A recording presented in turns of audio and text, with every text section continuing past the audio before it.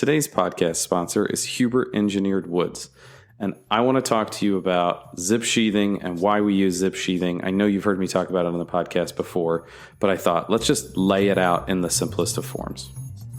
Number one, when I install it properly, I tape the seams, I liquid flash the seams, I manage for water with my windows. I use their products. I don't have to worry about water. There are times when we install drywall inside of a house and we don't have cladding on the outside because I know zip system is going to be waterproof.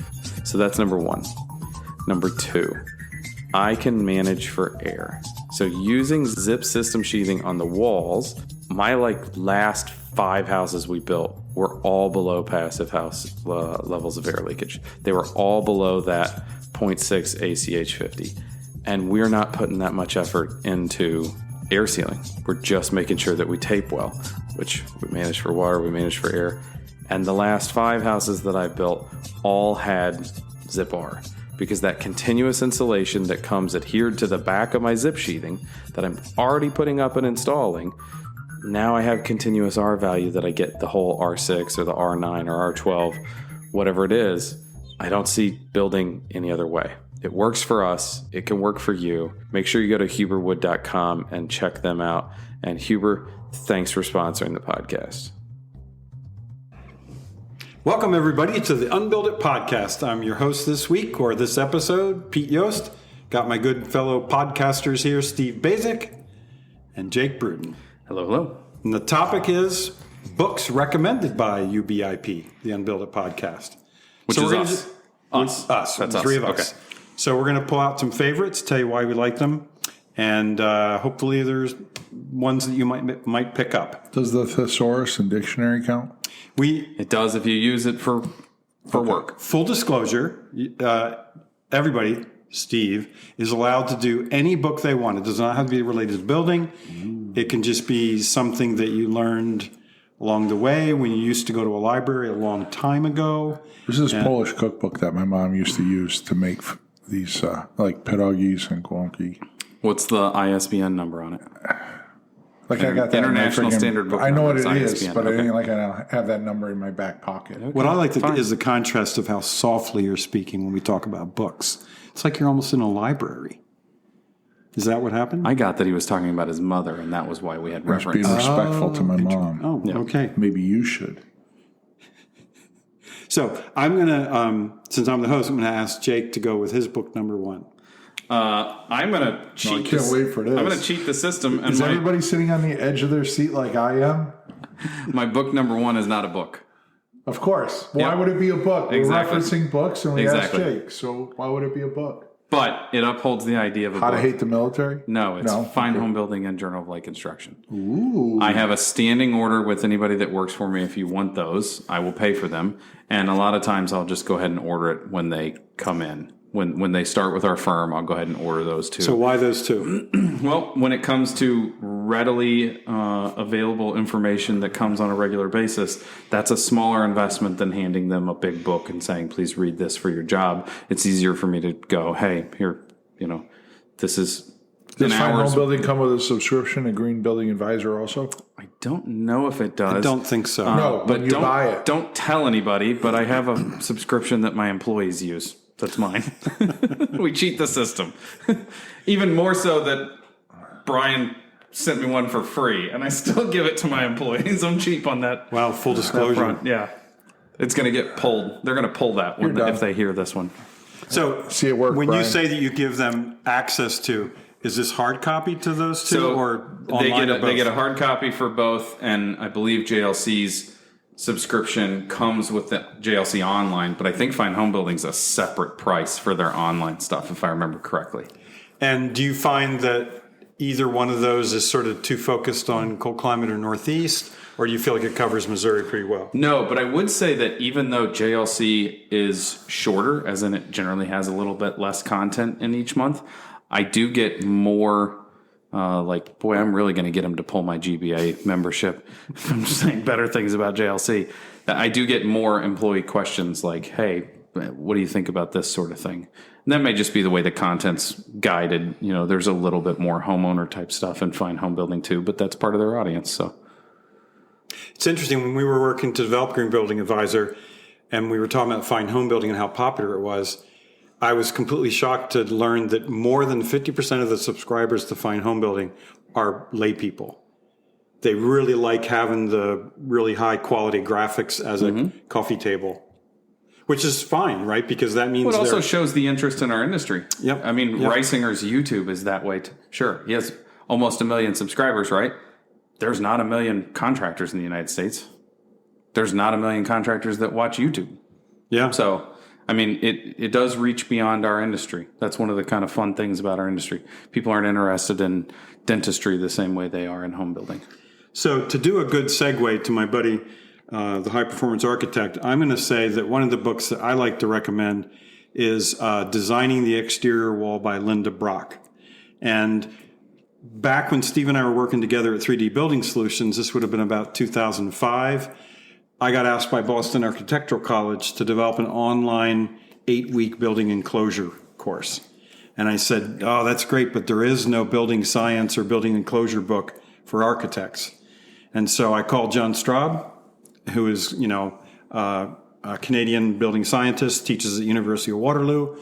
And he said, you're wrong, as usual. There is a book that is about building science for the enclosure for architects, and it just got written and published by Wiley Press this year. So that was the book, Linda Brock. She's from the University of British Columbia, I believe. And the reason I like the book is that she says that right up front, architects need to stop surrendering responsibility for the enclosure to consultants. That's a good way to put it. And she said that the building science that she relies upon was from folks like John Straub. So when she wrote the book, she went to them to work with them on developing the details. So she right out front says architects should claim responsibility for the enclosure and its performance. And the other thing I like about the book is that many architectural books treat light frame residential construction or building as they poo-poo it as we don't need to cover that. So a lot of architectural standard books, they really focus on commercial and type 1, type 2, type 3 construction. Her book has an equal number of chapters and examples of light frame assemblies as commercial buildings. And she makes a point of that at the very beginning to say that all buildings deserve attention to detail. So that was pretty cool. And how many more buildings are there that are light frame wood than there are? I get that there might be a square footage comparison overall once you take into account commercial buildings, but there are a hell of a lot of houses out there. I will say, though, that so she wrote that book in 2005. I've tried to contact her about, is there going to be a next edition? Because it's now 16 years later, and I haven't heard anything back. So it is a little bit dated at this point, but the content's all still relative. Did I set dig you it. up? I want to read that one. I'll have to find it. Ooh, goody. So excited. Come on, buddy. We're friends, right? We've bonded. And Listen, you're going to be pleasantly surprised with what you're about to hear. I can't wait. Are we taking bets? Do you want to bet? Go ahead. Take bet. No, I'm on the. So you're not gonna So bet. you're going to back out of your No, he's not proposition. gonna bet. You're going to back. I am on the edge of my chair. I'm telling you, you are. Because I'm not even going to, before I give the book, I'm going to give the reason for the book. I sit in the present to read about the past to identify my future. Ooh. How about that? I sit in the present, reading about the past to plan out my future. To Identify my future. Identify my future. So, what I actually do enjoy reading is I have the first couple versions of Architectural Graphic Standards, the first edition. I went on and you can get them, used editions through Amazon or whatever. Who's the eBay? eBay. That's what I was saying.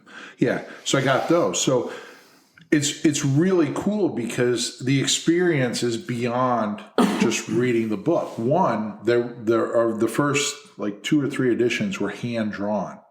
So you have this great appreciation for hand drawing, hand the lettering, and the artistry of the book. And when you say the first, was it like 1930, 1950? Yeah, I think it's like the 30s, 39 or 32 or something. It was something like that. I meant to look it up before, but it's the Ramsey Architectural Graphic Standards. I think we're into like the 12th or 13th edition or something like that. And these, I have the editions 1, 2. My plan is to collect all of them. I kind of took a sabbatical on after the first 3, but the first one is there's the appreciation of who drew this, who wrote it. It's just really beautiful drawings. Neat. 2 is the construction back then. Like they drew things like how to put a staircase together and stuff. So you get to learn all about these little parts. But the identifying the future part, you have to understand that back then they didn't have sealants, tapes, and membranes. Right. So everything that they were explaining in those details were details that were totally relying on shedding water, shingle fashion, gravity.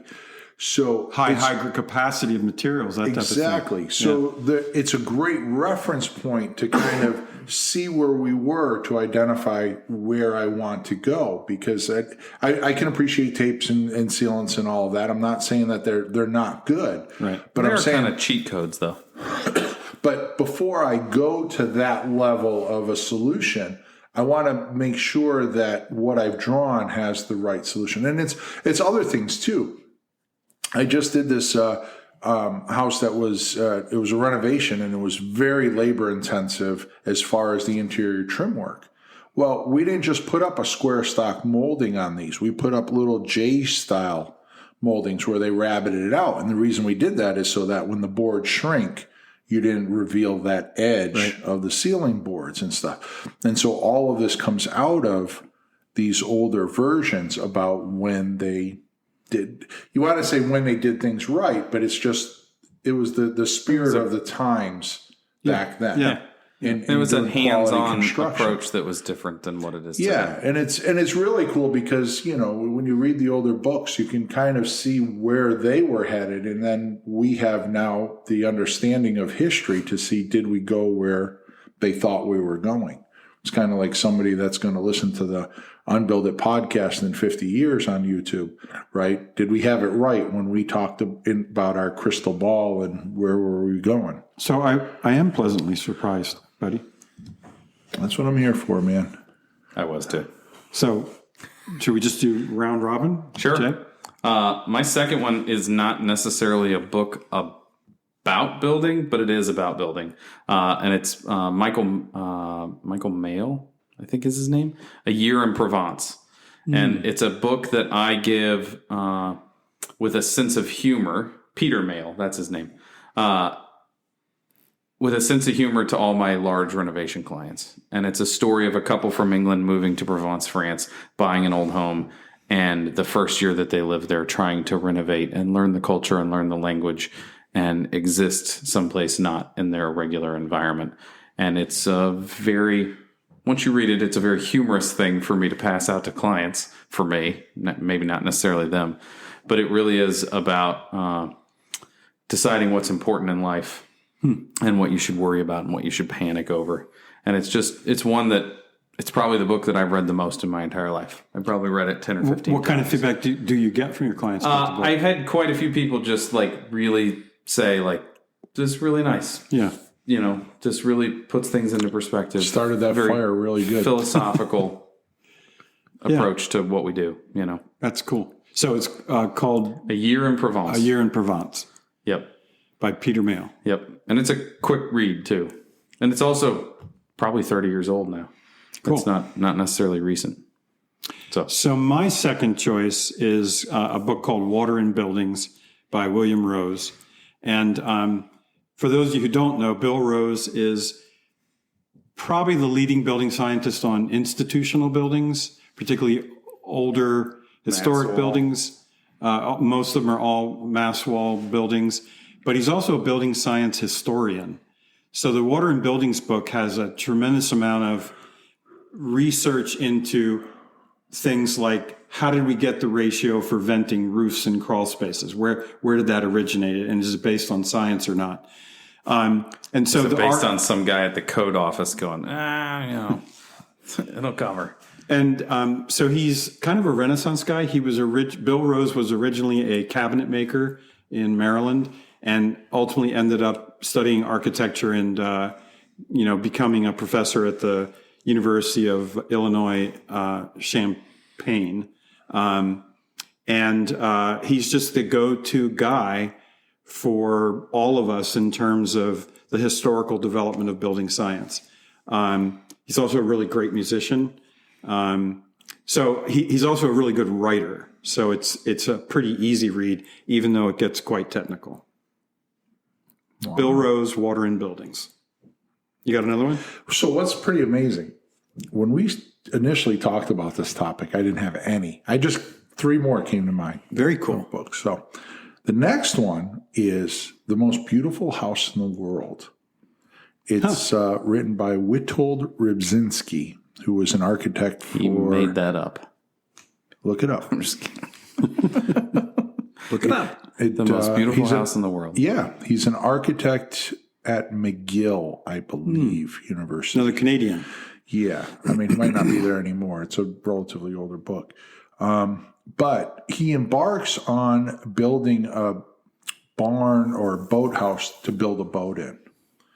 And as he's building this building, he builds it so beautiful, it becomes his house. Like he just can't fail to turn it over. It's supposed to be for his boat. It ends up to be for him. It ends up, right. And all along, he provides these anecdotal stories that are just different references about like the Pompidou and all this stuff. So it's like an architectural theory class along his journey.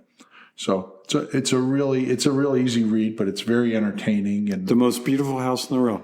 When did this no idea come into your life? Is this a young inspiration book? Probably, I think we had to read it when I was in architecture school. So it was probably like early 90s. And it was inspiring then. And it was inspiring then. Yeah, it was really cool. And listen, I'm the first one to say that reading is probably one of my least favorite passions in the world. And so for me to say I really like the book is saying something. Cool. Okay. Nice. My next one, my last one on my list, is almost kind of a cheat. But the freaking... So you had a non-book. Yep. A cheat. Yep. And another one now. Yeah. You ready? Can we just get like a real book? Yeah. The code book. How many freaking builders, framers, everything do you know that have never even held the code book, and yet they're supposed to be doing things the right way, and they've never even bothered to look up what the right way is to do something? Like you. You know you're on the wrong side of this one. It's the code book. It really is. You know what's really cool about that is you completely blindsided me. You are an unpredictable guy, but that's pretty cool. I would never have thought to choose the code book. But now I learned more once I bought one and started looking things up. I learned so much more about how we were supposed to be putting things together, that kind of stuff. And tab it. Put the tabs in, because then that makes things easier to find. You read the hard copy? Not cover to cover. No, but yes, I can't do the online. See, what's really weird is I can't use the code book. I get the hard copy with the commentary. The commentary is really cool. But I like to do it electronically so I can search by terms. You know, like I went in once and tried to, what was it? There was a term. Oh, weather resistant barrier, water resistant barrier, water resistive barrier. And I searched in the code, all 3 terms are in there. Yeah. Like, why couldn't you do a word search and make sure they all align and pick one term for WRB? Yeah, I don't read the code book because I exceed it by 25% in most things I do anyway. So his code book's 25% longer than everybody else's. Like, I don't want to read what I have to do. I know what I have to do. But I really do, like, if you want to know how to be a better builder, know what the code book says. Yeah. I really do think that that's true. So I'm teasing you. Good one. I totally caught me off guard. Thank you. Yeah, I wouldn't go that so far, my third one is a book called How Buildings Learn by Stuart Brand. And he's not a building guy. He's a kind of a philosopher, but he really has a completely unique way of looking at buildings, particularly since he calls them studies over time, and that architecture is about the durability of structures, but it's also about how they change over time. And he has what are called shearing layers. So he looks at the things that are easy to change and make the building adaptable, because buildings have to be both durable, but if they're going to last a long time, they have to be Fit the needs. They can change, right? Yep. And my perspective on looking at buildings changed a lot when I read his book, How Buildings Learn. He's also got some pretty cool stuff that's on YouTube that is, I think, maybe just as good, if not better, than reading the book. Because when I read his book, I was like, I'd really like to, you know how you think, I wonder who this author is, what he looks like, what he talks like. It's neat to see. To be able to go and check that. Yeah, how because he writes real well, but seeing him say the same words is kind of neat. Very interesting. Do you have a third? Yeah, I do. Okay. Oh, I have a fourth and fifth too. Okay. He's exceeding our expectations. So my number 3 is simply called Home. I forget who the author is. It's a paperback. But what it basically is the history of domesticity. Oh, cool. And you guys have an inside joke you want to Yes, share? we're very there. sorry. We'll get there. Go Home. ahead. Home. The history of domesticity. So it goes through history and helps us understand the house, right? And it's sitting in the present, reading about the past to identify the future. But it's interesting because we all grow up in houses. Obviously, the culture has changed a little, right? The family room, like probably pre-1985 or so, there's probably no such thing as a kitchen island, right? Things like that. But when you read this book, you identify that, in say the late 1800s in Europe, most houses were like a single room.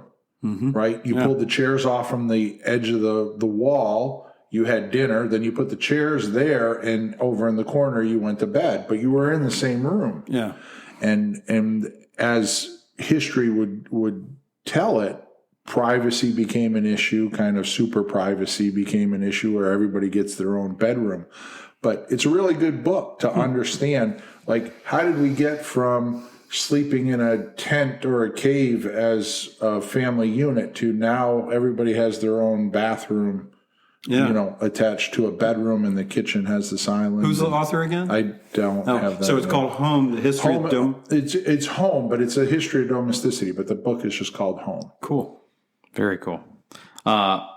Peter and I were high-fiving because we wrote down the same one. I'll let you... Seriously? You want me to take that one? And I'm going to give you another one that I think you and I have talked about, The World in a Grain.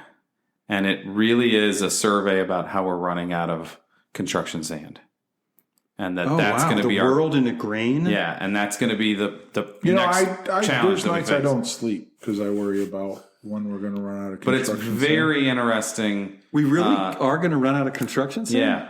And the whole basis is everybody goes, well, what about all the deserts? That's windblown aggregate, and it's smooth, and we need rocky-looking aggregate out of our sand, and it needs to be tumbled by we'll be water. able to take desert sand, tumble it, and make it a Maybe, little but coarser? it sounds to me like one of the conversations of, well, yeah, but there's tons of water. Why don't we just take all the salt out of it? Like, it's not as easy as we just tumble this. Well, it's not as tens economical of millions of at the metric moment. tons of sand. But at some point, it becomes economical. But who would have thought that a resource that you could deplete would be a certain type of sand? Like I said, there's probably at least once a week I'm not sleeping. Also think about like where we are right now. There's cameras that have glass on them. There's a clock that has glass on it. Right. There's windows. We drove here in a car that had glass in it, on a road that had, not glass, that had sand in it, on a road that had sand in it. We're in a building that has sand in the foundation because of the concrete. Like, it is really intertwined in everything we do, from silicon chips in computers to concrete to skyscraper glass. So it was, again, the title? The World in a Grain. And do you remember the author? No, I don't. I can it's look. easy to look up. We'll put it in the comments. We'll put it down below. Yeah, that's amazing. We'll find and link to every one of these books down below. So just real quick, I'll say that the book that we both chose is a book called Never Home Alone by Robert Dunn, I think it is. He's a professor in I think it's not. I think it's North Carolina State, but if it's University of North Carolina, they're going to be really angry at me. Yeah, that's the same thing. Anyway, North Carolina college. It's a North Carolina university. Yeah. Anyway, the book is Never Home Alone is all about all the things that we live with. It's kind of a study of the inside of buildings as an ecosystem and how critical it is that we not kill off everything that's inside the building. Yep. That if you have very sterile environments, you have kids that are not developing immunities. So it's a fascinating look at the ecosystems inside buildings, how they're similar, how they are different, how they change over time. And I don't know. I reviewed the book for Green Building Advisor. It's there, and it's just a really great read. Yeah, and when I read it, like the next time I saw you, I was like, "Oh, hey Peter, you should know about this book." And you're like, "Yeah, I just reviewed it for GPA." And I was like, oh, "Damn, I thought I was going to tell you about something that was cool that you didn't know about yet." Yeah, and it's like everything from cockroaches to the microbiome that exists in your water heater.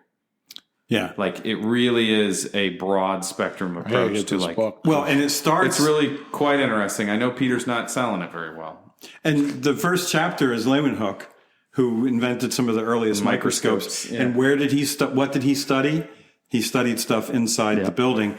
And the point that the author makes is that since that happened in the 1600s, we have not looked at the environments inside buildings like what happened 400 years ago. Top that, my friend. I already did. My first 3. That's what I was about to say. 3 times. He's going to take credit for 3 times. Do you want to wrap us up with one more? Yeah, I will.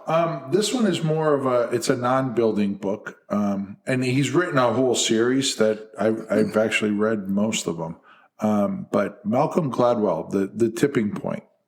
And it's a book about what gets things over the tipping point. Like how do some things become successful and some things not, right? Like why are some kids better at this sport than others? For example, he cites U.S. kids hockey players. If you were born in like September or October, I believe, as opposed to January or February, you have the chance of becoming a better hockey player. You're more likely to wind up in the NHL. Yeah, because the January, February kids, they're younger than the September. Well, the September ones, they're older in their age bracket, which allows them to be more developed, and garner more attention. The difference between 21 and say 22 or 23-year-olds, there's probably not much of a difference. But when you're 6 or 7 years old, 6 months of development is huge. And so the older kids, they get more attention, but they're just better. So they get placed on the A team where the other kids get placed on the C team. The A team plays better teams, so they get better experience, they get better coaches, and they get more ice time. So the whole system is set up that better kids get better and the other kids don't necessarily get better. But he did like European women's soccer teams, and it's the whole thing is a lot of it is accounted for by age and when you start playing and when are deadlines for age brackets and stuff like that. But he also talks about things like why was Sesame Street a very successful kids show, but other kids shows come and go. But that one lasted for as many years as it did, right? Or shoes or something. Why do some shoes take off or some fashions take off and some don't? But it's really understanding like the chance occurrence sometimes. It's really understanding that the factors probably aren't what you think they are. Yeah, it's not so because like outside the box. This was better. It's just it hit, right? Some of it is hitting things at the right time. And is America ready for it, right? It's like the iPad. There's I can't remember the name of the company, but there was a company that was a couple years ahead of them. It was like Steel something. Anyways, I watched a documentary of this guy. He stood up on stage and basically talked about the iPad and the iPhone. Like, wouldn't it be great if we were able to do this maps and this and that? The company went out of business because people slammed them. The stuff's too expensive, blah, blah, blah. Like 5 years later, who's the guy from Apple? Steve Jobs. Steve Jobs. Basically, they have him on stage saying the same speech, and it takes off. Yeah. Why is that? Just timing the tipping In that point. case, it was totally timing controlled the tipping point. And it's like, you just try and understand things in, how do I relate that to the building industry, or what do we do? Like, why all of a sudden is everybody fascinated about this facet of architectural design? Or why is the modern farmhouse like 9 out of 10 houses being built in America today? So Malcolm Gladwell. And Tipping Point. He's a good blanket. You can read anything by Malcolm Gladwell. Yeah, he has outliers, and he has like 4 or 5 books that kind of continue the sequence. Oh, that's cool. So you just went from recommending a book to recommending an author. A series, Cool. basically, yeah. New York Times bestseller. He also just wrote one called Talking to Strangers that's fantastic too. That's basically like we don't understand what someone else is going through, and that's the cause of most conflict in the world. Well, so I just learned a lot during this Unbuilt It podcast. We hope you did too, and we hope you can send us your favorite books so we can talk about them next time. Thank you. You got it. Have a good day.